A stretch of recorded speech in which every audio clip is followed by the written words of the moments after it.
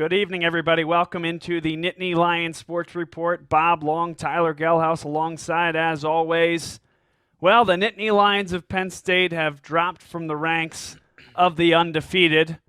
By way of Minnesota, the Golden Gophers, who are still unbeaten, move up into the top 10 of the college football playoff and control their own destiny in the Big Ten West. So much to get to. We'll talk about it all. We're also going to have Ryan Ansel as our guest picker here tonight. He is an assistant coach with Swarthmore men's basketball, the number one ranked team in the Division III men's basketball rankings, and he also runs his own coaching service, Ryan Ansel Basketball. So excited to get that story. It really is a tremendous one, and then get his picks. But there's going to be a lot of time to talk about Ryan. What we want to start with is a very difficult loss for this Penn State game. We're going to go through, painfully at times, the key moments of the game, what drove Penn State to eventually lose this close contest. Tyler, your opening thoughts on what you saw on Saturday afternoon.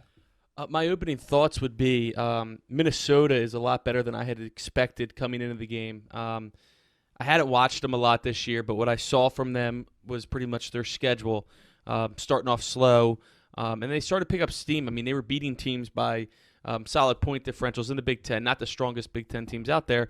Nonetheless, they were taking care of business, beating them by solid amount of points.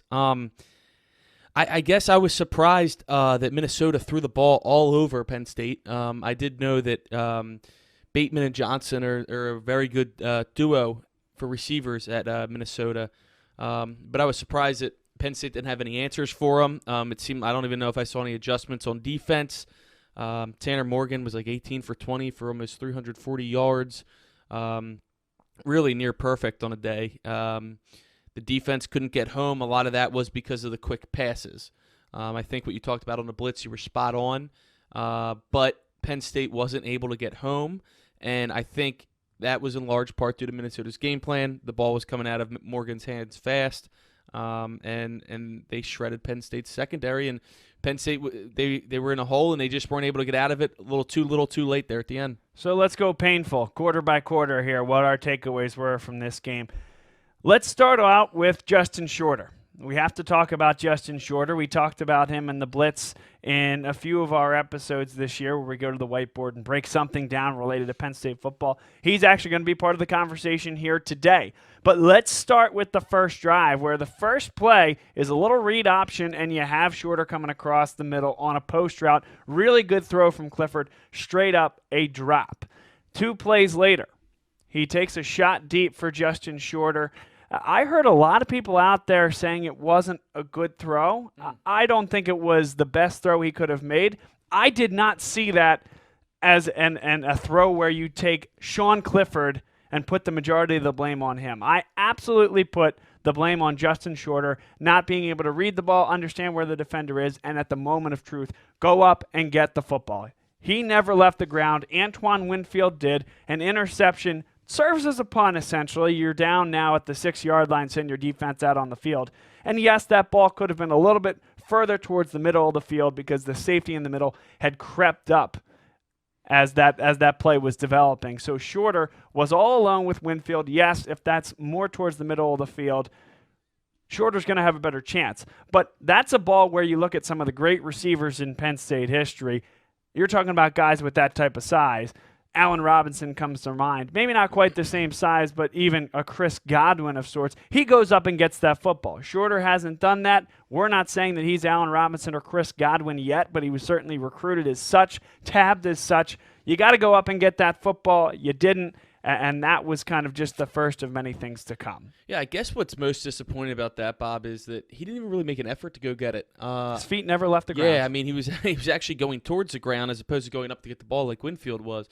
The problem with that is it really wasn't that bad of a throw by Clifford, but I mean, at the very least, he's got to play defense in a sense and not let him pick it off. If you can't get to it, you got to do your best to bat it down. Right. The problem I had with it was there was no effort, and it was a rather easy interception, 1 of 2 for Winfield. 2 very easy interceptions that, the one I think the second one could have been called pass interference on the defense, but it wasn't. But yeah, and then later in that game too, Shorter dropped a wide open touchdown pass right off his hands. Thank goodness Bowers bailed him out later on that drive with a touchdown, so Yes. points weren't taken off the board there, but very concerning. I mean, I know we're going to talk about it a little bit later with the X position, the X receiver position that Shorter plays, and he's constantly on the one side of the field by himself, and you're going to talk about later why that's so important. Penn State has failed to get production out of that position this year, and right now when you look at the stats, I mean it's Hamler, Freiermuth, and then Dotson, and then even Bowers, a second tight end, are the top 4 targets. Then you throw some backs in there.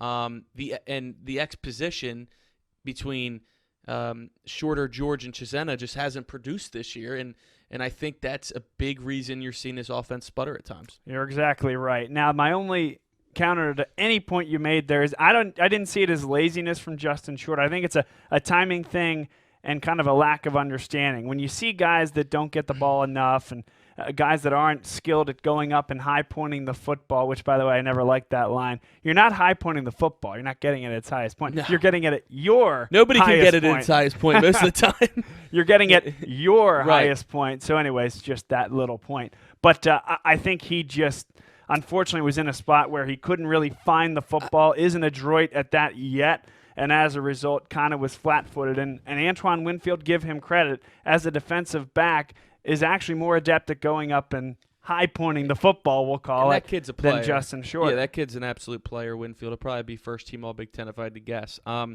Maybe lazy wasn't the best word because I doubt that Justin Shorter's lazy. It just looked like a total lack of effort on that play. Or maybe that's how you put Yeah, it. Maybe, yeah. Lack of effort. But even then, I just think it was misplaced effort. Yeah, I don't know. I think I'm not sure if he has it, if he's put it all together in his head yet. How good he really can be, and I think he's struggling with that a little bit. Coming in as top receiver in the country 2 years last year, class of 2018, that would have been the 3rd highest recruit in Penn State history. And I think that expectations are high, and I just don't think he's dealing with it too great right now. But he's had a quiet season, of course, but he was called upon Saturday in a big way and didn't produce. All right, that's one of many. So hang on for dear life here, folks. The next one, the initial drive for Minnesota. Penn State runs a nickel package, nickel meaning that you have 5 defensive backs on the field, only 2 linebackers at that point.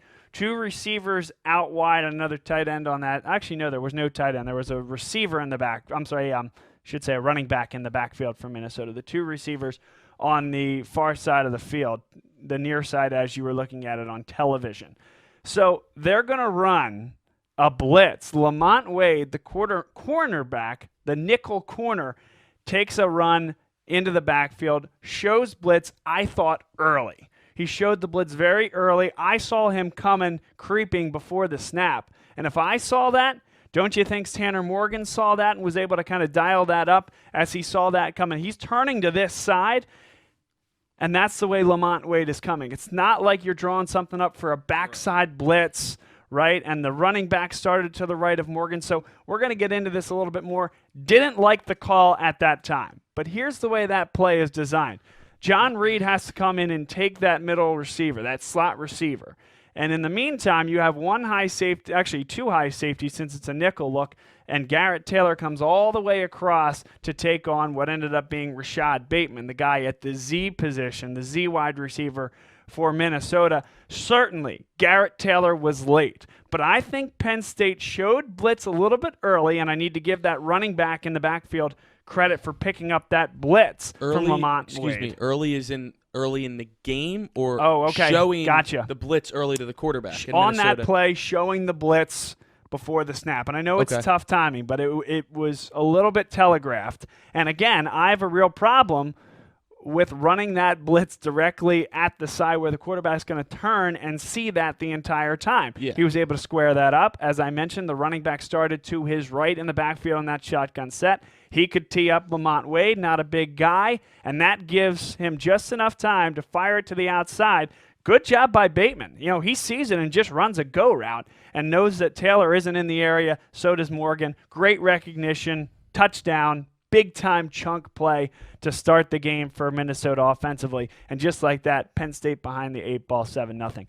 Didn't like the call, didn't like the execution, and that all results in a touchdown.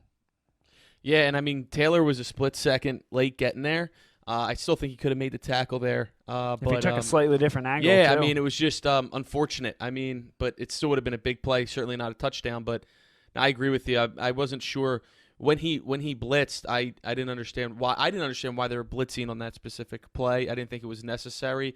And to me, it's like that their receivers can kill you, and they did, and they let it happen early and often. Yeah. So then it's 7-0 there. Big run by Journey Brown, back to 7-7. Yep. Couple more chunk plays. Minnesota gets down towards the red zone, and it's a 21-yard tunnel screen for a touchdown. They throw it out to the wide receiver. Tunnel screen being the receiver takes one step out this way and darts back. The receiver cuts the block out on that side. Your linemen get downfield, and you can get them down the field because you're throwing that ball behind the line of scrimmage. That's the concept of a tunnel screen. And so between that receiver and that lineman, you're actually creating a tunnel at the second level. That's why it's named that way. Well, brilliant call by P.J. Fleck, because I think at least 4, if not 5, of Penn State's normal starters in the front 7 were not on the field on that play. So the guys from the front 4 heading into the backfield with reckless abandon don't have the same amount of snaps as Gross Matos normally would, or even Tony, a guy who's a pin your ears back type of player anyway, but at least have had time to recognize screens and more snaps. So they head into the backfield. Offensive linemen let them go, and all of a sudden tunnel screens head into the house because the front 7 didn't identify it correctly. Great call by P.J. Fleck, but we talked about it a lot with Antonio Shelton being out of the game, and that particular package didn't have any starters on that front 4. That's how you get yourself a touchdown, 14-7 Minnesota. Yeah, that was the second touchdown for Minnesota, right, you said? Yep. Yeah, good point. I didn't even realize it was the backups in at that point, but you got to give Minnesota credit. I mean, they were on their game from start to finish, and Penn State clearly wasn't. And, everything we've talked about so far, it certainly sounds like Minnesota's coaching staff outcoached Penn State and were a step ahead of them throughout the game almost, it feels like. 3rd and 3. Penn State brings it all the way down. Chance to make this really an offensive shootout, which it ended up being to some extent, at least in the first half. 3rd and 3, Tyler.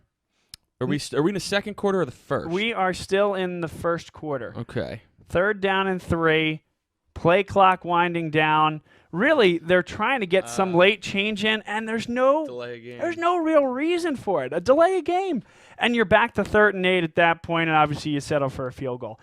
That is completely unacceptable, and it's a fixable, and here we'll go with a tennis term. That's an unforced error by Penn State. Well, yeah, and I mean, it's funny. It happened in the red zone, and I'm sure we'll talk about later, too, coming up here, red zone flaws. And, I mean, it was disastrous inside the red zone, and that, outside of how bad Penn State played and how well Minnesota played, this game was won and lost in the red zone for Penn State. They couldn't capitalize in the red zone. Oh, yeah.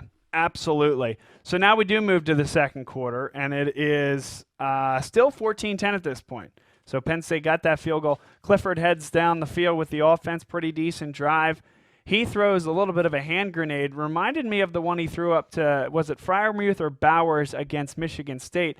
Back-footed it, just saw a little bit of zone coverage and a little wheel route. Yep. Same type of thing this time. It's KJ Hamler throwing a lob for him. Don't love that call, clearly, that progression there. Safety over the top, who picked it off. Antoine Winfield as well. Yes, defensive pass interference. Sure. We're not here to talk about the officials. We will talk about them a little bit later. Bad read, bad call, defensive pass interference or not, that's not the play. Right. And that's a bad look from Sean Clifford. Again, something you'll have to live with, first-year quarterback, but have to bring that up, right? So now Minnesota comes back the other way. I thought Keaton Ellis played wonderful defense on that next long throw to, what was it? I think it was Johnson. I would think it was Johnson. I mean, he made a great catch. Great catch, great throw, wonderful coverage by the true freshman Keaton Ellis. Nothing to say there. Tanner Morgan honestly looked like a Heisman contending quarterback against Penn State. He looked really good. I mean, seriously, he and Penn State. Quite the statement. Well, I mean, if you think about the last couple years, they've had mediocre quarterbacks go off against them. Yeah. The little workies of the world. The kid from Buffalo played well this year against them. Kenny Pickett played well against them. I'm not sure if there's a common theme here. There's something these offenses are picking up on the Penn State defense. It's probably what it is. But, consistently it seems like that the Penn State secondary has been the weak point of this defense this year. Yep. So now it's 21-0. Minnesota tacks on another field goal, 24-10. That was actually a pretty nice job by Penn State's defense to keep that to just 3. And you're heading down the stretch here in the first half, knowing that Minnesota's going to get the ball to start the second half, and you're thinking, all right, Penn State needs a drive. And they did. And they brought it down the field as time was getting ready to expire. And then you get the ball inside the red zone, and we're going to keep talking about the red zone, Tyler, but all of a sudden Penn State decides, after getting a first down, 19 seconds left, we need to get up and spike the football. So that takes away one of 3 plays that they have a chance to. So now you really have 2 plays, essentially. Right, yep. And so on 3rd down and goal, all of a sudden they draw up a quarterback draw, which I didn't like the call. And we'll talk about Sean Clifford's decision-making as well as we get through the game in the red zone. Really didn't like that look whatsoever to call that up at that time. What was second down, if I may add? Second down. Was that like when they Oh, it was a very dangerous pass, I think, for Nick Bowers. And it's when they had a lineman on the line of scrimmage but lined up at receiver, and Bowers was a tackle-eligible tight end. That's right. Because of the formation. It was weird, and yes, it was a dangerous very pass. Dangerous. I mean, the play, I don't know if that's the right time and place for it. I don't know, but dangerous play nonetheless. They're lucky they got a 3rd down chance there. Well, interesting, because you talk about unique play calls and unique play designs, and you're talking about Nick Bowers. We're going to talk a little bit about a play later in the game that I thought was a great play call in the red zone to Nick Bowers. So I'm okay with the draw up of the play. What I'm not okay with is the recognition of the defense and Clifford saying, yes, this is the ball that I'd like to throw at this time. That's the problem there. And so then you got to make a decision as to whether you're going to go for it, kick the field goal. They do kick the field goal from 3 yards away. And I'm okay with that. I'm okay with that with Minnesota getting the ball to start. Then there's a running into the kicker, so you have a chance to reevaluate. Do you take a shot from the 1.5? You take the points. Again, I'm okay with you taking the points there. What I'm not okay with are the 3 downs leading up to that point. You have to score. You should have scored if you're Penn State. And there's no reason why they did not. I think Penn State's got a little happy with the Clifford draw. I can't remember on that specific one if Hamler was in motion, but they scored against Maryland on the first drive of the game where Hamler came around in motion, faked the handoff. Everybody watches Hamler, and Clifford just scoots on in untouched for a touchdown. We're going to talk about that exact play call later in the game. I think that they're getting teams are catching up to it. It's only going to work a few times before people catch on. So right. But was that a motion one right there, or was that just a straight up draw? That one I'm trying to remember now. I think there was some motion. We're going to talk about one later in the game though, where there absolutely was motion, and it was a true read option, and Clifford kept it up the middle. But still to come on that. And again, I am sorry for the painful nature of this, but I think it's worthwhile to talk about. So now it's halftime. Penn State comes out and gets a great stop, and then they give it right back to Maryland. Maryland starts. Maryland. You're talking about Maryland, and you got me thinking about Maryland. If only they were playing Maryland this past weekend. So then Minnesota starts driving it down the field again, and Keaton Ellis, a couple times now this year, forces a fumble, and Penn State gets on it. Great play by Ellis Brooks to get on that football. That was a huge fumble recovery at the right time. And it felt like that was the play that was the turnover that they were looking for. It was going to swing the momentum, and it did for a little bit. Huge drive, Penn State. Really, I learned a lot about this team in a positive way on that next drive. A couple chances where 3rd and deep or 3rd and somewhat manageable. A lot of times it's Pat Freiermuth coming up with it. Every one of his catches moved the chains on Saturday, and that's exactly what you want out of your big tight end possession-type receiver, and he can do a lot more than that as well. Mm-hmm. Freiermuth was huge. It ends with that great Nick Bowers play where he's going to fake a little block where he's trying to seal an edge off tackle to the outside. Comes in one between. chuck, and then just heads up the field. Eyes in the backfield from the defensive backs and the linebackers. Nothing you can do there. Great play call. That was a great play, and that was followed up by what we talked about earlier, the Justin Shorter touchdown drop, which really could have killed the drive and the momentum of the offense. That's a great point. Like you said, you learned a lot about the team on that drive, despite the loss. I would agree. I mean, they could easily, come on, like we're not going to score on this drive, but they scored, and it was a ball game. And now it's time to get to the next thing. This is a big, big topic. Going for two. So Penn State decides to go for two, and we'll talk about James Franklin's comments as well. They throw a little screen, and that's just a simple bubble screen. So unlike that tunnel where you get him heading towards the middle of the field, you're just throwing it bubble, catch, receivers in front, try to find a seam. Ricky Slade makes the wrong decision there. I'm surprised that James mentioned that, talked about it in the press conference, but he did, said that, hey, we think it would have worked if he goes to the inside. But nonetheless, that is absolutely correct, that he would have scored if he went to the inside. I'm going to take this counter to pretty much anybody else that I've heard talk about this. No, I don't think it was the right decision to go for two, but the way the game went, it actually didn't matter that they went for two. Right, so you have folks saying, hey, if you didn't go for two, you would have been down by 11, and you would have a field goal and a touchdown and then a two-point conversion away. The what-if game. That's not how it works, though, because they already went for the two-point conversion and didn't get it. The way to think about that is you go for the two-point conversion, you don't get it, and then Minnesota kicks. Actually, let's not even say that. Penn State scores another touchdown. So now they're up 25-24. Would have been 24-20 if you kick the extra point. Now it's 24-19. You get a stop, go down, score another touchdown, 25-24. Now you're forced to go for two again. Now let's say you don't get that. Minnesota kicks a field goal, and you lose the game by 2. That's how it's a mistake.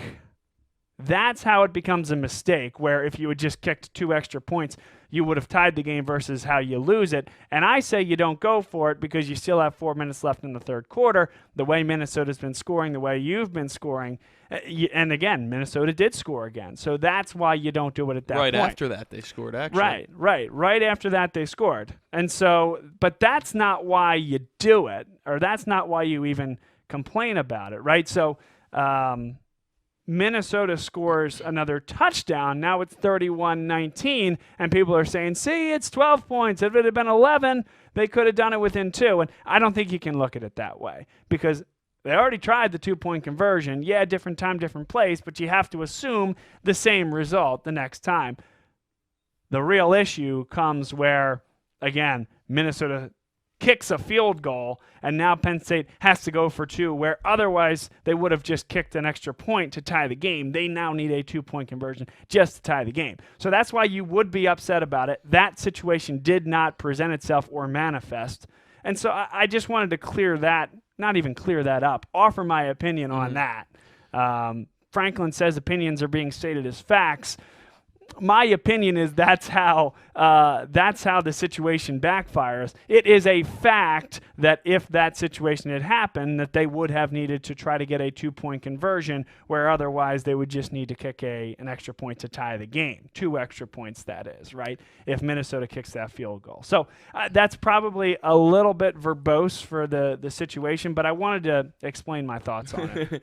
Yeah, I mean, there were definitely some questionable decisions. You already talked about the game management aspect of it with the spike, the red zone play calling, which will continue a little bit in the fourth quarter, and then these decisions. It's the kind of thing that if they get it, oh great, that's a great call, and if he doesn't, oh, at the end of the day, they lost by 5, not 1 or 2. Yeah, it could have made a difference down the road if you would have had a chance to hit a field goal to tie it or win it, but they didn't.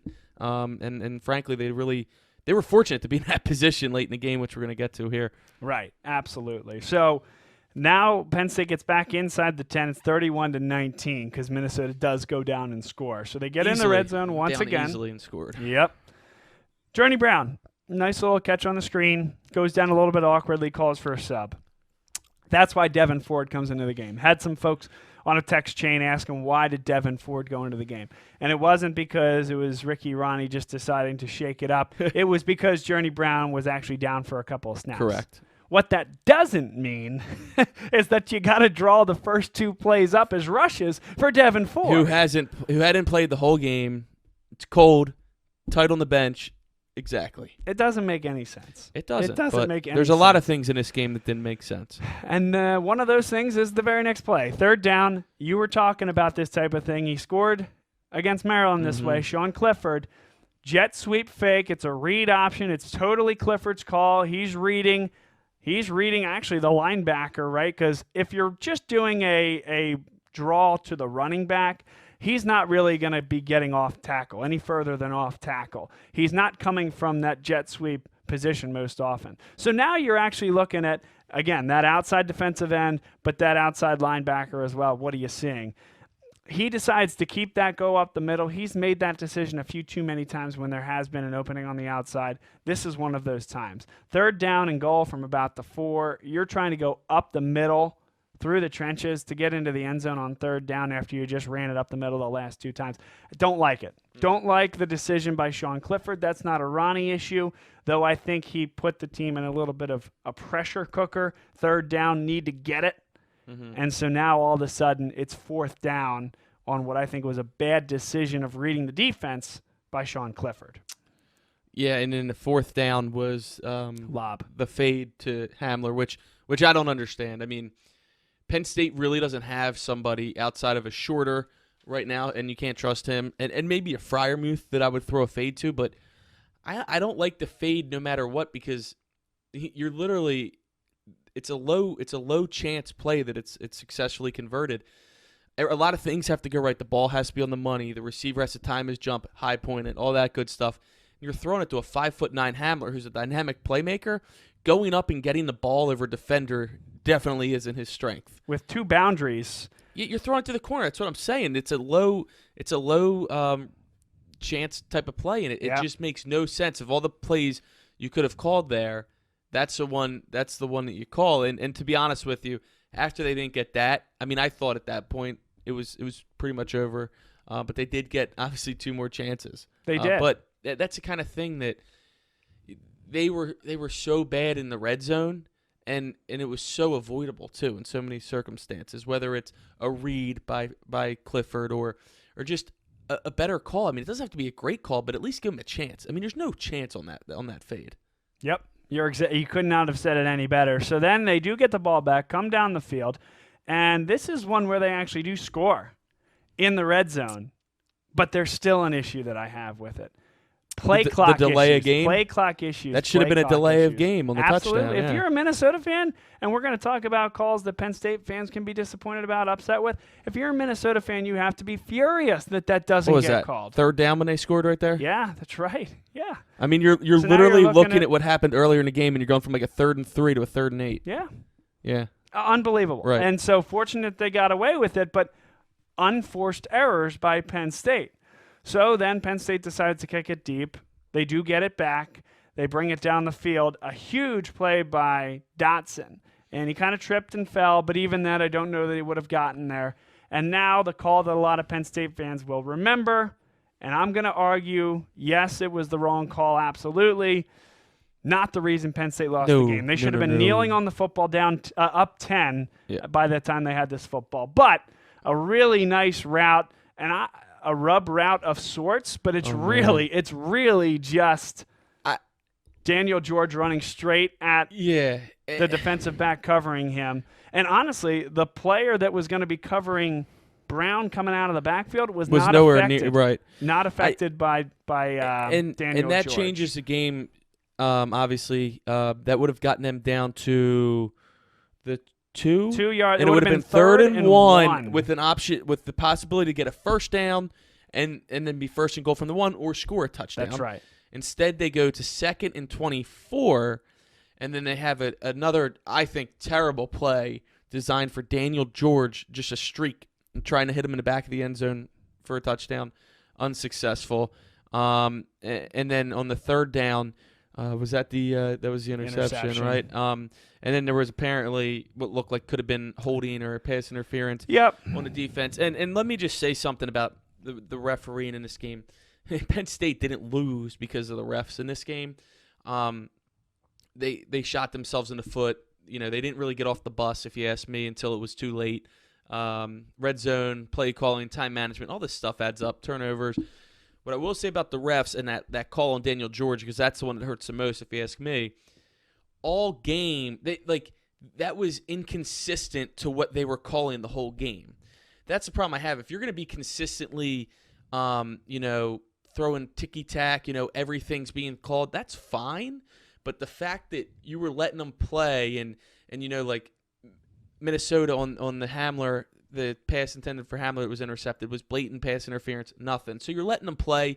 They really didn't call much the whole game, and then you're going to call something in that circumstance with the game on the line, minute left, whatever it was, less than 2 minutes. I mean, that's a game-changing call that really shouldn't have been called, especially with the way they were calling the game. Right, and I think the issue with that call is I think every crew sees that a little bit differently. Certainly you're held to a certain standard, and that's the goal in college football. With the pick, rub, pick is illegal, rub is legal. That was kind of neither, but I think that it's not being accurately called or consistently called across college football. And that's the difference is that, again, that I contend that was not even a rub. Yeah, he was running his route. Actually, the Minnesota guy almost engaged him. I think you're right about that. I couldn't, when I saw the flag, I thought, I didn't see it on TV because it was kind of out of your picture, but I thought when they said pass interference on the offense, I thought maybe Brown pushed off his guy to get open. And I'm they're showing I don't even know if they showed the replay, but I'm like. They did, yeah. And I'm like, that's not pass interference. That's right. I mean, but to be honest, yes, they probably, Penn State, but you don't know because of how bad their offense was in the red zone, which is funny because it had 518 total yards. Would they have called another Clifford draw or the a middle? fade? We could have called a fade or the draw and then the fade. You never know. But they had 518 total yards of offense, which is a ton. Yep. And the bottom line is they lost because of the red zone offense. However, if that's 3rd and 1 at the 2, I like their chances to at least get a first. I mean, they're probably going to score. Odds are they are, but you never know. But it would have been nice to have the chance to do so. I wonder too, Bob, how much they missed Noah Kane in the red zone. I thought he would have been good to go after the bye week. Maybe apparently he was 90% and they didn't want to use him if he wasn't 100. Journey Brown looked great. Don't get me wrong. I was told emergency situations. That's what they said on the broadcast. Mentioned something. What's an emergency situation? It looked like an emergency to me. I don't know. Maybe the other 3 running backs get hurt. I don't know. Oh, my Lord. Yeah, I don't know what the emergency situation means, but they definitely could have used him in some of those short yardage goal line situations down there. You wonder if that would have had an impact on the game at all. But he wasn't available, I guess. But red zone offense to me and the defense not lacking adjustments and pass defense was the difference story. in the game. I agree. That and giving credit to Minnesota's coaching staff and specifically their defensive secondary for being ball hawks. That I give them credit. That's a team that deserved to win that football game. I think Penn State would have been stealing it if they found a way to win it. And they almost did. I don't think they would have deserved to have won that football game, but they were in the spot and they couldn't execute when they needed to. Okay. That was kind of painful. Good therapy session. That was good. Did that work for everybody? And listen, we were kind of harsh there, and I felt, maybe not you, but I felt like I was harsh. So let's bring it back to where it is. This is a team that's ahead of schedule right now. This is a team that was thought to be able to win in 2020. And this is a team that hopefully is over there at Haluba and at Lash learning some big-time lessons this week. Getting Antonio Shelton back. Getting Noah Kane healthy. John Reed was injured. He played at times like he was still feeling a little bit less than 100%. Tariq Castro-Fields didn't have his best game. We were very thin at corner, if I may add. Trent Gordon didn't make the trip due to injury. He's been pretty good this year. Donovan Johnson hasn't played much since early in the year. He's more of like a nickel back. So they had to rely on Castro-Fields. Right. And Reed, and then behind them were 2 true freshmen, Marquise Wilson and Keaton Ellis. Right. So they were already pretty thin at quarterback going into that game. You're exactly right. And I'll add one more point on Castro-Fields specifically. Most of the time when he was getting beat with some of those big throws, his eyes were in the backfield. And again, sometimes tough to tell without the all-22 footage. But what that tells me is that they were playing a lot of zone looks. And so you're backing up to a certain point. You have your zone, and you're counting on your safety over the top to bail you out for anything over the top of a certain yard line from the line of scrimmage. I think that was part of most of the issue with Tariq Castro-Fields. So while it wasn't his best day, and he'll tell you that, I think some of the blame also has to go on the safeties. Yes. So that, but then again, I'm sorry. So I was talking about how great things are, and I didn't want to totally make this a negative Nelly type of discussion. But let's get back to that. 2020 was thought to be the year that this team was going to be ready to go. They are a year ahead of schedule. Sean Clifford's getting some great exposure And while he did throw 3 interceptions, it didn't feel like a colossal embarrassment or disaster, really. There were certain things that he did really well. And I still think, if nothing else, and you look at the whiteboard behind us, this takes all of the suspense out of it, 100%. They have to win every game the rest of the way. They have to beat Ohio State clearly, and they, almost certainly now, get Minnesota again if they win out the rest of the way in the Big Ten championship game in Indianapolis. If they do all that, and Minnesota's probably a top 3 team, top 4 team, we would probably say, by the time they get to that game and you beat the number 4 team in the country, the only team that beats you, and you end the season 12-1, you're going to the college football playoff. Simple as that. I would think that regardless of who comes out of the West, if Penn State miraculously, and I say that because I don't see them beating Ohio State, but if they win out, they beat Ohio State somehow, some way, and then play the Big Ten West winner in Indianapolis, whether that be, looks like it could be Wisconsin or Minnesota at this point. Minnesota with a 2-game lead, but they go to Iowa this week, and then they'll get Wisconsin last game of the year. And if Wisconsin stays with 2 losses and beats them with 1 loss, then it's Wisconsin going. Yep. But no matter if it's Wisconsin or Minnesota, and like I said, I don't think this situation is going to come to fruition, but I think no matter who it is, if they win, they would be in. I don't think that it has to be Minnesota just for another chance at them type of thing to make up for the last game. But you're right, though. It does take, in my opinion, obviously now they have to win out, whereas before, if they were to win every game but lose to Ohio State, and Ohio State's going to Indianapolis and wins the Big Ten, and then there's Penn State sitting at 11-1, I still don't think they would have gotten into the playoff with that. I think that there's too many moving parts. We talk about the Pac-12. It looks like a 1-loss Oregon or a 1-loss Utah could be the pick there. Conference champion. Then you're going to have teams like in Alabama that's also 11-1, and their name carries a lot of weight. You would have had to have had some things fall your way, and there's no guarantee of that. They still control their own destiny, and that's the nice thing about it, but we'll see how long that lasts. The funniest one that I heard is, if you had to say Penn State had to lose a game, clearly Minnesota was the better game to lose. Well, you're exactly right. I think we all knew that the whole time, but what are the chances that you lose to Minnesota and beat Ohio State? I don't know. We'll find out in 2 weeks, I suppose, but that's the situation, and it has to be put out there. And the Ohio State thing, it was never nonsensical. That's probably not the right word, but the 11-1 thing was ambitious. That's probably the word. It was kind of like, the worst thing that could happen at that point is you're looking at a Rose Bowl, right? Which is probably no longer the case because of. It'll probably get like a Minnesota or something like that, and they would get the nod. In terms of bowl purposes, I mean, right now it is a little funky because it's like you're either looking at like a playoff, which I kind of doubt, or you could be looking at like maybe like a New Year's Six still, depending on how you finish, like Orange Bowl maybe against like an ACC unranked team, so that's kind of a weird game, or a lesser bowl like an Outback Bowl, but against a good SEC team like an Auburn or something like that. So. Right. Some different situations floating, but there's still a lot of football to be played. And it just seems like in today's day and age, the bowls seem to matter less and less every year, which is unfortunate. But they still control the destiny. They got to take care of Indiana. This went way long, so I don't think we have much time to talk about Indiana. Peyton Ramsey, a name that we're all familiar with, playing quarterback for Indiana. He is actually their backup this year. So he has played a lot of football though for them this year. Because Penix is out, but this is probably Indiana's best team in some time. Tom Allen did a good job. Yes. If you ask me, it's got to be Tom Allen and PJ Fleck up for Coach of the Year, and probably they'd throw Ryan Day's name in the hat as well, of course. Unless Penn State wins out. Right.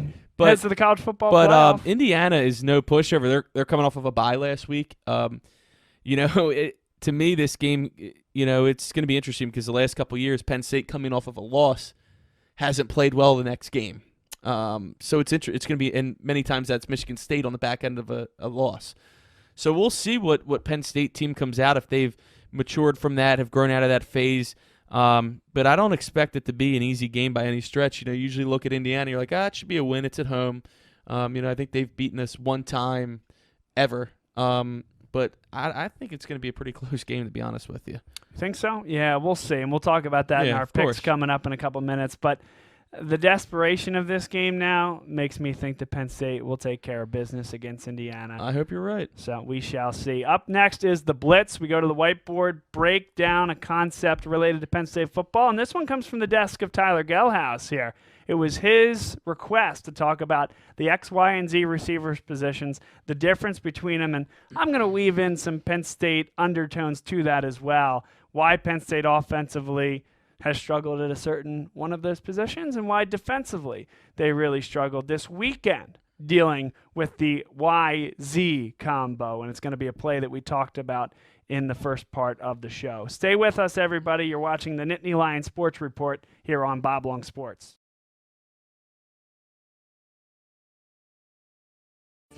Nearly 40 years. Right here on Frankfurt Avenue. Generation after generation, our neighbors continue to be our customers. We have access to the cars and trucks you want with financing you need. Dumpy Ford is Northeast Philly's first choice for America's #1 brand. 7700 Frankfurt Avenue in Mayfair. Online at www.dumpyford.com. Come experience the Dumpy difference. You'll be glad you did. And welcome back, everybody, inside our Nittany Lion Sports Report studios. It's time for the Blitz, where we go to the whiteboard and we break down one concept of Penn State football. And today, it is going to be that of the X, Y, and Z positions. So X receiver is going to be the guy that is all alone on this side of the field. Essentially what that means is that there's no Y, or let's call him slot receiver, and then the Z receiver is going to be on that same side of the field as the Y receiver. So what are some of the key characteristics of each of these receivers, and what makes an effective receiver at each position an effective one there? So Justin Shorter plays most of the snaps at the X position for Penn State. What this means is that he's going to be alone on his side of the field. Certainly you could have like Pat Freiermuth here on the line or something to that extent, but you're not going to have KJ Hamler in that Y or slot position on that side of the field unless he comes in motion prior to the snap. So you think about it, this side of the field here is somewhat open. You're likely going to have a Freiermuth heading this way, and then Y and Z are going to kind of make up this side of the field in one way, shape, or form. So what does that mean? You want a receiver that's going to be big, strong, in the ability to go up and catch the football at the high point of his jump. And so Justin Shorter on Saturday had trouble when he lined up in a spot just like this, ran down the field, a little post route, and Clifford throws what I thought was a good, not great ball. It could have been a little bit more towards this side of the field, right, leading him more towards the end zone. But it ended up kind of floating over this way, and Antoine Winfield Jr. was playing defense, came over top. He catches the football at the high point of his jump as Justin Shorter is actually losing his balance around here. And he has not shown the ability to consistently go up, catch the football, and bring it down. But that's what you want in an X receiver.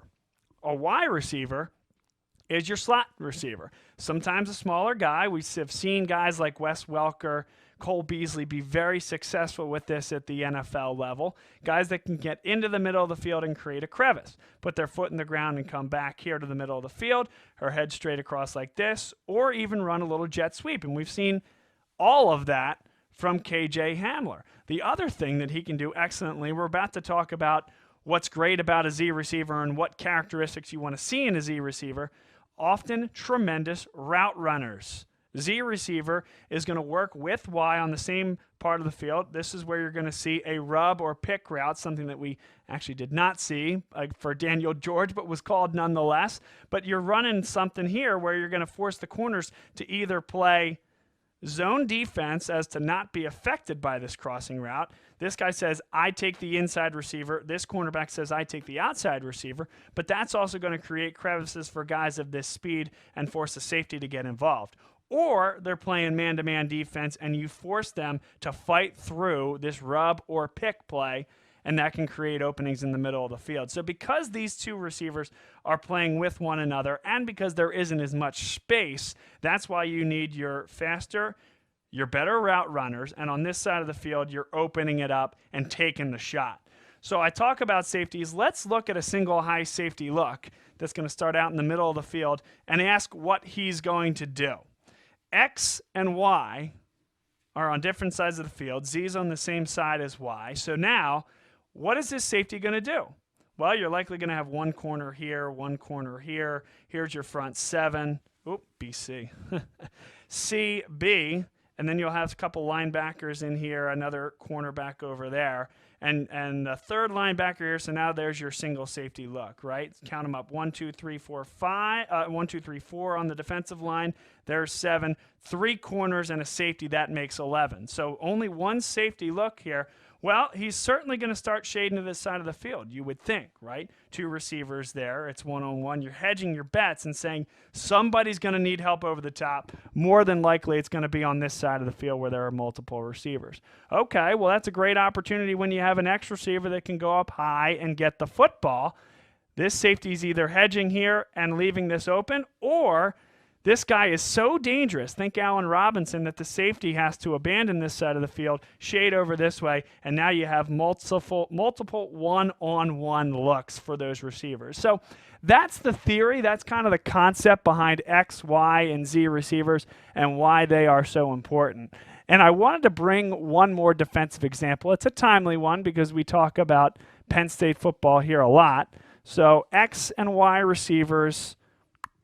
Let's go Y here, Z here, and X stays up here. So Minnesota ran a play where the ball was actually on this hash, and there was more room to this side of the field, a Y and a Z. This was early on. Lamont Wade, and then John Reed, and then Garrett Taylor. So Garrett Taylor is your single high safety. John Reed is here. Only 2 linebackers. This was a nickel look for Penn State. So now there's 5 cornerbacks on the field. There's a tight end there for Minnesota. All right, so what is Penn State going to do? What they decided to do was commit Lamont Wade on a blitz, and I actually have this wrong. So if you bear with me here, because this is very important. Lamont Wade, John Reed, Tanner Morgan, the quarterback for Minnesota. Lamont Wade comes at him here. There's a receiver and a receiver. The Z and the X. And this is Rashad Bateman. So now John Reed comes and covers this guy. It's Garrett Taylor's responsibility to come get the Z receiver. But the Z receiver ran straight down the middle of the field. The X receiver was over here. So Garrett Taylor was more on this side. And all of a sudden they run the play. He's got to get over there. He was late coming. Tanner Morgan does a great job to fire it down the field before Garrett Taylor can get there. And they take it to the house. So the issue here, I thought, was that Tanner Morgan turns like this. Here comes Lamont Wade. Okay, he picks it up. He sees it. Running back is here. Picks up the block. Morgan just enough time. Fires it down the field. The whole field was in front of him. A bad blitz design coming to the vision side, if you will, of Morgan rather than the blind side.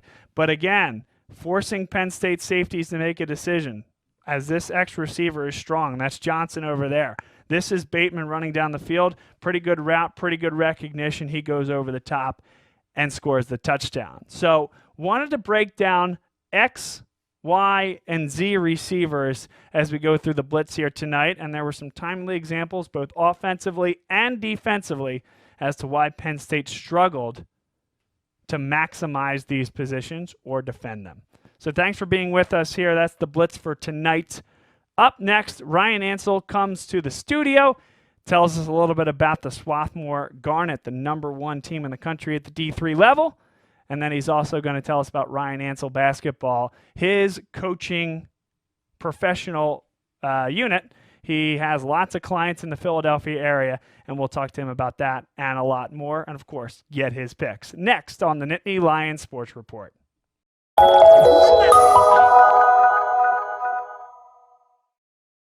I chose CCM because I have found that this company, on the level of scaling that we have here, the volume that we are doing, to truly have every department head and employee fully engaged in the mission of the company to make it an originator-focused, production-first company. I have not found that anywhere I've worked, and I've worked at one of the largest banks in the world, down to the smallest tiny community bank and correspondent lender. no one has been able to consistently deliver that message.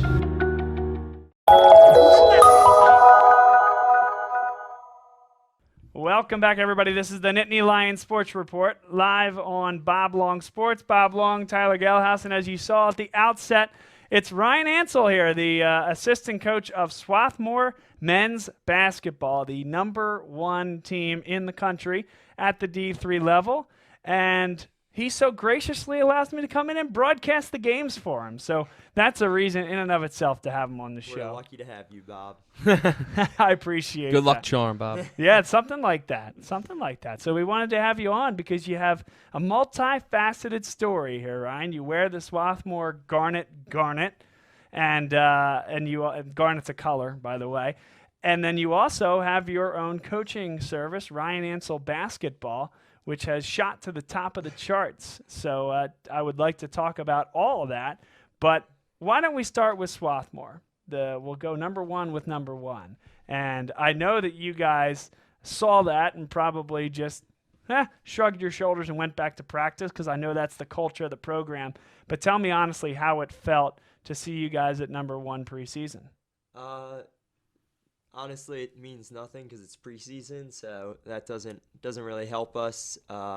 It's nice to get the recognition and the respect at this point, but that's really all it is, because we hadn't done anything to prove that or earn that at that point, other than the history from the year before, which each year is a new team, each year is a new group of guys, a new journey. So honestly, we just, like you said, we went right back to practice. We recognize that people are talking about that, but that means nothing to our team and our culture. So You hear that, Tyler? It's going to be a boring interview. I can't say anything. Landry will get pissed off. That's right, yes. Hi, Landry. How are you, man? Looking forward to seeing you guys soon.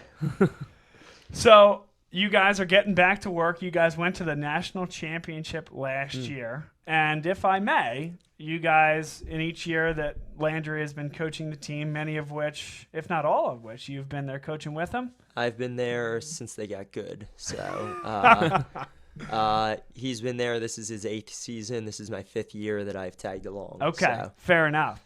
And each year that Landry has been coaching the program, they've gotten a little bit better. Record has gotten better. Success in the conference tournament has gotten better. And then the NCAA tournament success has gotten better, to the point where you got to the national championship game last year. So what are the expectations this year? The expectations are for the guys like you, not for us. Our expectation is to go one game at a time. He can't even do it with a straight face. No, he can, absolutely. But yes. But yeah, our expectation is just that we go out, play hard. If we do that, we practice hard, prepare for each game, then we'll be fine with the result, whatever that may be. And yeah, we take it one game at a time. So tell me about your next game then. I'll acquiesce. So we have Newman College, who, as you know, has been pretty good since we started broadcasting our games. They've been regionally one of the better teams. So we go to their place just like we went to Eastern, your alma mater. Beautiful gym. Beautiful gym. State of the art. My high school gym. I told him it's like an aux gym at a high school, pretty much. Better than Rosemont's gym, though. I don't know if you've been there. We have not been there. Lucky you. Hopefully we don't have to go there. But yeah, so we got the first game, got that taken care of. Now it's head to Newman, another road game. So they have some talented guys. We'll have to defend.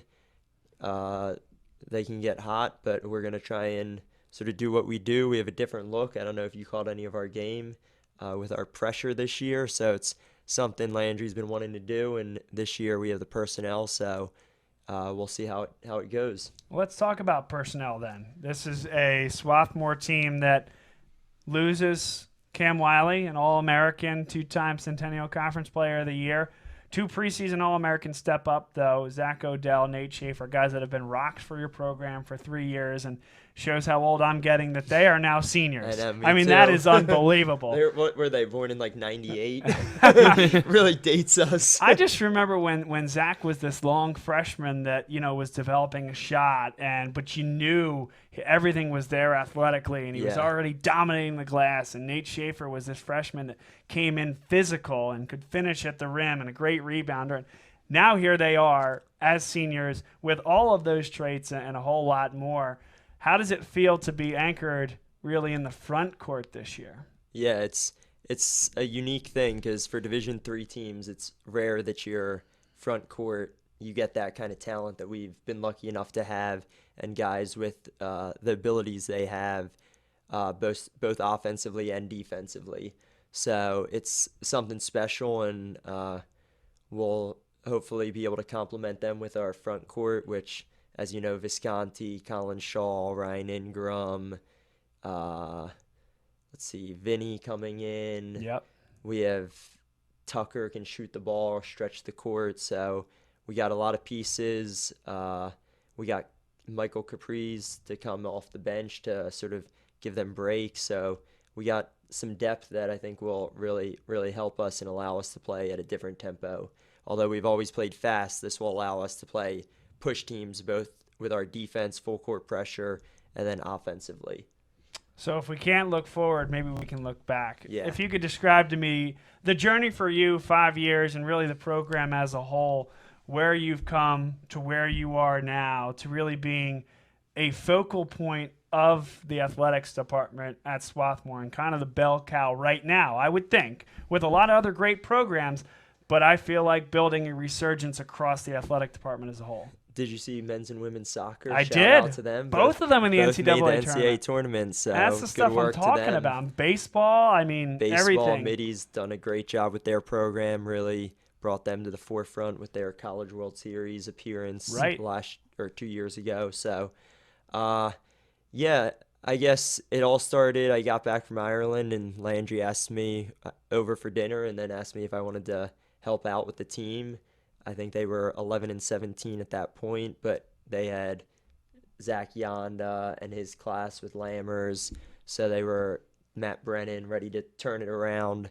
So I got in at the right time, obviously, and that next year we won, I think, 21 games. So it's sort of ever since then we've won more games, more tournament games each year, and it's a credit to Landry, the guys he's brought in, and sort of the culture he's built there in terms of every next man up, because Chris Bourne got hurt. You remember that? Yep. Season-ending injury. He was our best player. Matt Brennan, career-ending injury with concussions. And then Cam stepped up, and each year, no matter what happens, someone steps up and sort of takes us to that next level. So, yeah, I want to ask a question for you, more of off the court and recruiting. For those of you that don't know, Swarthmore is an incredible institution. Probably one of the top schools, definitely one of the top schools in the country. Think Ivy League school, but Division III athletics. How do you guys go about recruiting? What kind of recruiting, I don't want to say problems, but, issues that come arise? You see this player you really like, and then you find out he just doesn't cut it. I mean, you have to be top of the top to get into Swarthmore. So what kind of, strategies you guys have to implement on your recruiting, on the recruiting end at Swarthmore? yeah, so that's a big hurdle. I remember my AU coach growing up. He would say, as your points per game go up, your SAT and GPA go down. There's nice North Philly. And so that's something that we don't really go see guys play unless we have their grades, because anytime you go see kids play and you don't have the grades, you get excited about someone, and 99.9, maybe 9.8% of the time, it doesn't work. Save miles on the car, too. Yeah, save miles on the car, save your time and your excitement for another kid. So, yeah, we go to a lot of the Ivy Elite camps, because there's usually kids there with grades. And when we go to those camps, they give us a packet with everyone's grades, which 80% of those kids don't cut it. So we can sort of scratch them out and look at the kids who qualify or come close. And then once you have the guys you like, you still have to get them. They still have to get through admissions, and that's not something we can really do much about. It's sort of there's not much pull there, huh? No, wow. It's been it's a challenge, but it's also you get to recruit kids who want to be challenged both academically and athletically at the highest level. Right. So yeah, because I'm looking at the roster here, and there's kids from all over the country. I mean, yeah, you have a kid from Swarthmore, but you got a kid from Tennessee, you have California, Ohio, Virginia, New York, just to mention Massachusetts. I think I saw Wisconsin on there. So you got kids really from all over the country, and I would assume that is because of the academics at Swarthmore and the kind of kids that get accepted to that school. It's not like a lot of times you see D3, there are a lot of local kids on the team, and that's not the case. And I know that from lacrosse and playing against Swarthmore that they're from all over the country. Yeah. No, that is absolutely correct. Although Eastern, for some reason, their basketball team has they're all a from lot Miami, of guys from Florida. Yeah, and, I don't know what apparently that I'll tell you the story off air, but they have a little pipeline down there. That's what I thought. Yeah. I sort of figured that. On air. All right, well, it's confidential. It's all legal. Don't worry. I mean, we're a good Christian school, but pipeline. Yeah, the former head coach, which is now the athletic director, McNally. He was from Miami, and he was at a high school there and then got the job at Eastern, I believe, and was just kind of had good connections there. And they got a bunch of kids from the Miami area. They got a kid from, like, Dominican Republic. I mean, they were recruiting, like, all over, and then there's, like, only a couple kids from the area. Yeah. I mean, even it was pretty crazy. But that's the Miami pipeline, and they still have a good amount of kids from Miami on the team. They do. It's very strange, but it is. Especially because Eastern, it's like it's so random. I know. It's so random. Well, you can watch the Swarthmore Garnet basketball team on the Garnet Sports Network, and they have some hack doing play-by-play for them. But hope you enjoy it, and the team on the floor will far surpass that in the booth. Bob does a great job for us. We're lucky to have him. Did you make the trip last year to the Final Four? Unfortunately, did not make the trip to the Final Four. This year, hopefully that they go back. Do you think you'd be making the trip? I would love to make the trip, and then if Turner wanted to call up too and have me call it, that would be a good one. That would be a good trip for you, Bob. Where's the Final Four? Fort Wayne, right? The or did they change that? Elite Eight and Final Four will be in Fort Wayne this year, whereas last time it was Final Four National Championship. This year, the National Championship's in Atlanta between the Final Four and the National Championship for Division One. Oh, the Division One Final Four is in Atlanta in the football stadium. The new. Yeah. Is that that's where you'd be playing too? Yeah, in between the. You got to go down, Bob. That's a good drive for you. You got to tell Jay to get the team down. I know you travel where Jay goes. Whoa, Mr. 1-0 over here. Yeah, Mr. 1-0. I'm saying he can talk to Jay. What do you think? What answer do you think I'm going to get from Jay? That's great. Well, best of luck to the Swarthmore Garnet team. Clearly, I'll be following along, and you can check them out on the Garnet Sports Network. It'll all be through Bob Long Sports. I can put the links out there and such as well, as there are games coming up. And if anyone needs tickets, hit Bob up. He's got season tickets. That's right. Yes, I do. How about that? Yes. Scalp them in the parking lot. So that's not all you do, of course. You run a business for yourself as well, Ryan Ansel Basketball, where you're coaching kids of all levels and abilities. Where did that come from? And tell us a little bit about it. So first off, I was pretty unoriginal. That's why I stuck with Ryan Ansel Basketball, even though I hate the spotlight. Easy now. Is Bob Long Sports original? I guess not. Yeah, that's right. BLS, though. BLS. I'm going Rab. So, yeah, I started out, that was 4 to 5 years ago. Just started with 0 clients. Now I have over 100. Coach kids from ages 7 to I have a client who's 75. So ranging from beginners at various ages to semi-pro, professional. Obviously, my college guys have some shooting workouts with them tomorrow morning. They better be ready. They better not be watching this. You better be in bed. No, studying. They got finals tomorrow. Come on. It's Swarthmore. Come on. When they're not on the court, they got to be studying. But yeah, so I started out just sort of doing my little thing on the side. Then I decided if I want to do it full time, that way I can focus on the coaching and not waste my time sitting at a desk. Although I do respond to too many emails, I sort of went all in the private training and small group training, and now that's sort of what I do in between Swarthmore seasons to pay the bills. And I like to help kids various levels sort of achieve their goals, but also help them learn what it takes to push themselves and that sort of anything's possible.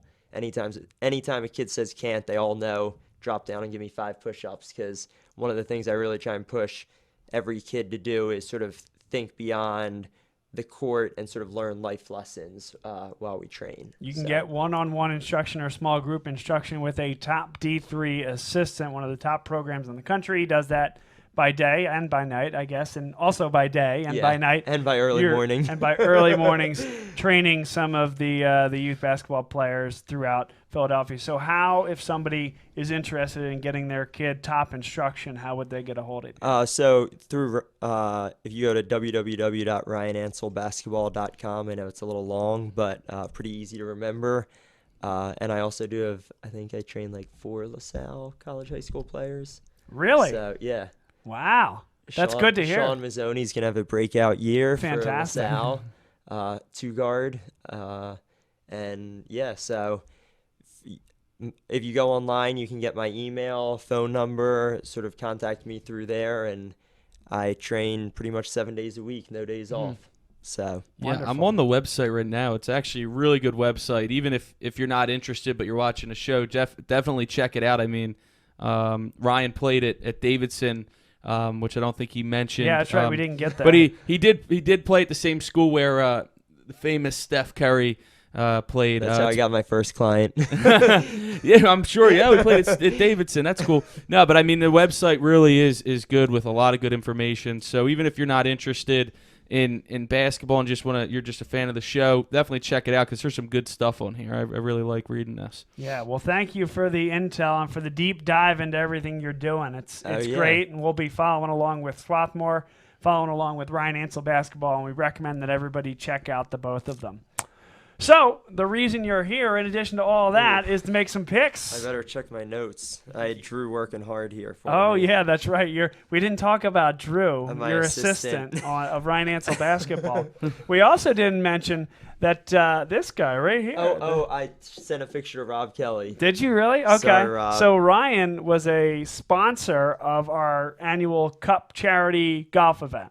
It was them. It was you, that is, and Apollo Biomedical, our 2 sponsors. So we appreciate you stepping up and supporting. Very philanthropic in the community. So has to be thrown out there. Yep. Looking forward to next year, too. Yep, Rob's going to be a little pissed that you brought that up, the trophy. Oh, that's fair. I understand. Hey, listen, it's an important event, and it is. We're both gunning for it. If you're not a little bit pissed off, it probably doesn't mean something to you. So. And it means something to us. It means something to them. That's why it's great when you tee it up every year. Anyway.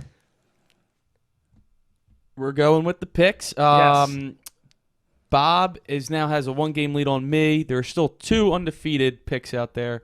I believe the one is who we just talked about. Rob is his name, right? Yeah, Rob Kelly. Yeah, he did it off air, technically. But Rob Kelly on air, but filmed. And then Mara Long, yes. Bob's wife. So we have 2 undefeated teams so far. No pressure, right? No pressure at all. Some pretty tough games, if you ask me, this week. We're going to go head-to-head, and then the Penn State game will be based off of the spread, okay? So we're going to start off with Georgia at Auburn. Do I go first? You go first. You are the guest. Yes, you are first. You started making me question some of my picks I have here when I stepped into the studio. So I have Georgia. I don't think they'll lose 3 in a row. Yeah, that's my pick. 3 in a row. Oh, isn't that what Drew said? 2 Auburn, maybe? Avoid 3 losses. They only have 1 loss. Hey, listen. It's all right. You don't need a reason. Oh, wait, I think Oh, he didn't give me an answer for that. I'm going UGA. Oh, there you go. Give me 2 arguments. If there's a team looking to avoid 3 losses, it's Auburn. Yeah, maybe that's what he meant. That's what he meant. He said Auburn would be tough to beat, but I'm going UGA. There you go. I like Auburn to beat Georgia, effectively knock them out of the college football playoff race. This game at Jordan-Hare, it's a really big rivalry game because of how close Auburn is to the Georgia border. Between the hedges, right? Is that what this game is? Is that what they call it, Between the Hedges? No, Between the Hedges is just any game in Athens. Oh, okay. At Georgia. Okay. This is Jordan-Hare. Yeah. I think Auburn's going to win, The miracle of Jordan-Hare, by the way. Yeah, I think Auburn's going to win this game. Like you said, it's going to knock Georgia out. Auburn's still going to have 2 losses. Georgia's still going to be coming out of the East, SEC East with 2 losses, probably to take on LSU. I do like Auburn. They are the home team, and that is my main reason for taking them in this game. Yeah. But Georgia's going to win. We'll see. Oklahoma at Baylor. Interesting game. Big 12 not getting much love in the college football playoff rankings. Baylor undefeated, still not top 10. Oklahoma has one loss and is number 10. So Oklahoma at Baylor. So it's my turn first? It is. Okay, I'm going Oklahoma. That ain't no guess? No. That's what's going to be? Or? Yeah.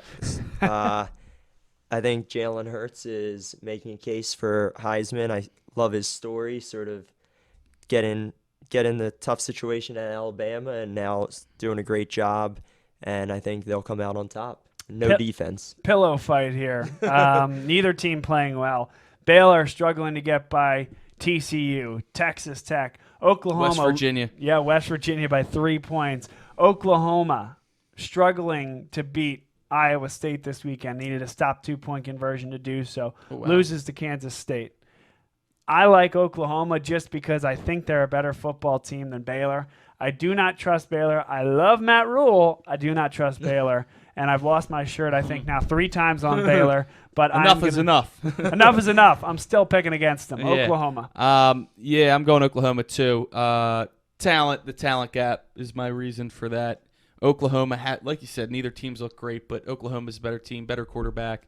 I do like Matt Rule a lot as well. Lincoln Riley's a hell of a coach himself. So I'm going to go Boomer Sooner there. Next, we have undefeated and just knocked off Penn State. Minnesota Golden Gophers travel on the road to Iowa. So Iowa, good defense, pretty bad offense, if I'm correct. Pretty much.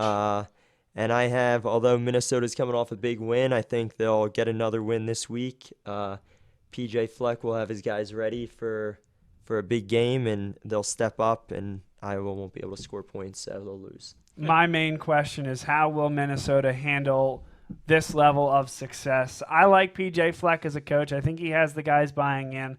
Still college kids, so I think there will be a lull early on in this game. I don't know that Iowa takes advantage of that, though, when they have that opportunity in the first and maybe into the second quarter with a sleepwalking Minnesota. And I think that Minnesota does still win the game, perhaps close, over Iowa. Yeah, I don't know if you're picking out what I was saying earlier, picking up, I guess. I think that I'm not picking up what you're saying now. Yeah, I know. It's not making no, but what I was getting at earlier was when we were talking about who's going to play who in the Big Ten championship. If it's Penn State, would it be one loss or undefeated Minnesota? I actually think Minnesota is going to lose to Iowa. I think Iowa's going to beat them, like you said. I don't know how Minnesota's going to They haven't had this kind of success in their program in some time. Iowa, as Penn State fans know, is no easy place to go win. Well coached, well prepared every week. I think Iowa wins. Minnesota comes back down to earth a little bit, and I think that game for Minnesota, last game of the year, at home against Wisconsin, is going to set up who goes to the West. Yeah. So I do have the upset with Iowa knocking off Minnesota this week. Next, we're going to go Navy at Notre Dame. Just like Mara, I have Notre Dame getting a win. How about that? Shouting out the host's wife on air. That's good. The 6-0. The 6. Oh, that's true. Yeah. She's not the host's wife. She's number 1 tied in the guest picker. That's who she is. Yes, I like Notre Dame as well here. Unfortunately, for the Irish standpoint, they've fallen back to earth in a big way. Unfortunately for Mara as well. But I think they beat Navy. Just don't see it. Not good enough to beat Notre Dame, even though they're not maybe quite the team that they were expected to be early on. Yeah, the triple option that Navy runs gives teams fits. I know that they beat Notre Dame within 10 years. I can't remember exactly, and it was probably closer to 5 than it was 10. The triple option gives teams fits. But, I think Notre Dame, they haven't been playing that well as of late, but I think that they should be able to handle Navy. And if not, you're going to start to hear, the Brian Kelly rumors stronger and stronger. But be careful what you wish for if you're a Notre Dame fan, because he's a pretty good coach if you ask me. And then the final game that will go head-to-head, back to the Pac-12, Texas at Iowa State. I'm going Texas. Horns up. Horns up. Isn't that what they say? That's it. That is Oklahoma says horns down. Horns down. That's it. This one's so tough. And it is a tough one. It's at Iowa State, you're telling me? It is. I think give me Iowa State. I don't know. This is Iowa State's been a bizarre team. Yeah. As Texas, the Big 12 is wacky. It is. I'll just go because of the home field. Texas hasn't done anything to impress me. I took a flyer on them last week to beat Kansas State, and I think I'm going Iowa State this week. A little bit more trust. I don't know if I have trust for anybody, but I'm going to go Cyclones. Man, this is a tough one. I'm gonna go Iowa State. No. I'm sorry. I don't know what I'm thinking. I was thinking of the 2 games before. I'm going Texas. Gehlhaus. Yeah, I think I don't actually think anything on this one. I'm just going Texas. Okay. The Big 12 is bizarre, so we're just going Texas and out of control. Yeah. And then finally, it'll be Penn State's coming in 14.5-point favorites over Indiana. Do you think Penn State will win by more than, I guess we'll set it at 15, right? Will they win by more than 15? You're saying, 14 and a half. Yeah, so will right? they win by more than 15 or less than 15? 14 and a half, whatever you want to call it. So I paid Drew big money to do the research. He says go Penn State 3 TDs. Really? Wow. So, yeah, if he's wrong, he's just not getting paid for this weekend. Right. this weekend of coaching. And if he's right, does he get overtime pay, or is it just, he's hey, right- thanks for if playing, he's right this is out- what's expected of If you? he's right, he gets $40 extra. All right, deal. There you go. Deal. I actually like Indiana on this one. I think the 14 and a half might do something for you. They're going to throw the ball early and often. Penn State secondary was exposed a little bit. I do think the pass rush gets there this week, more so than it has in the last 3 to 4 weeks. But I think Indiana can keep it close, and I'm just a little bit concerned about the team right now. So what do you think the score is going to be? That's right. We do have to pick that. 35-21. How about that? So right under the half. 14. Yep. And Ryan, what do you think the score is going to be? I'm going. You said 3 touchdowns. Yeah.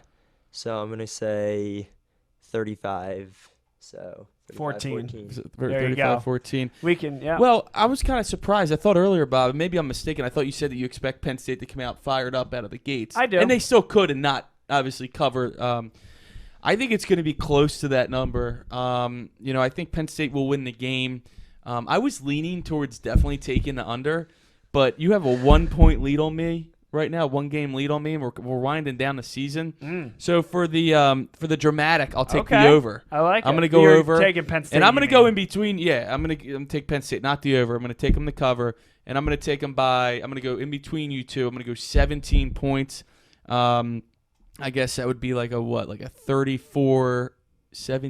Yeah. Does that equal 17? It does. So we'll go with that. It does. So we're going to go with that one right there. So they're the picks for this week. You may not be the math major, but you are the Davidson basketball player and the Swarthmore coach, so we bring you in for this kind of stuff. The brains, yes. That's right. Okay, so there you go. We triangulated around that game, and the line sounds like it's pretty good. If we're anywhere near being correct, we'll see how that goes. Ryan, appreciate you being here, man. Did you have fun? I had fun. Thanks for having me, and I look forward to you being on the mic at the Swarthmore games. Yeah, that's right. Best of luck to Swarthmore for the rest of the year. I hope we see you guys cutting down the nets. Hopefully Bob gets the experience of a lifetime to go down to Atlanta to call the Final Four, at least be a part of the team. Maybe you get to cut down the net, too. Yeah, I don't think let's so. take care of Newman this Saturday. That's right. Newman. No nets being cut down after Newman. Yeah, Newman. That's what the board should have said to Newman. But if I could, I want to step back and talk about some of the decisions we made against Eastern. That's a James Franklin reference. Oh, of course. jeez. Oh, God. But if I can talk about one thing with Minnesota, I'm going to talk about the 2-point conversion that nobody's asked me about in this press conference. Right. Nonetheless. All right, that's about all the time we have here tonight, guys. Ryan Ansel, our guest, Swarthmore basketball assistant, Ryan Ansel basketball founder. Look him up. Get your kids some training, anywhere from a young player up through high school, even into college. Ryan will help them train, and he's the best. So he is the best here in Philadelphia for that type of instruction. Tyler Gehlhaus, the best co-host here on Bob Long Sports. We appreciate your time here, man. And not the best at anything, but doing my best. Bob Long saying so long here from our Nittany Lion Sports Report studios. Enjoy the football, and until next week, have a great rest of your week. Enjoy.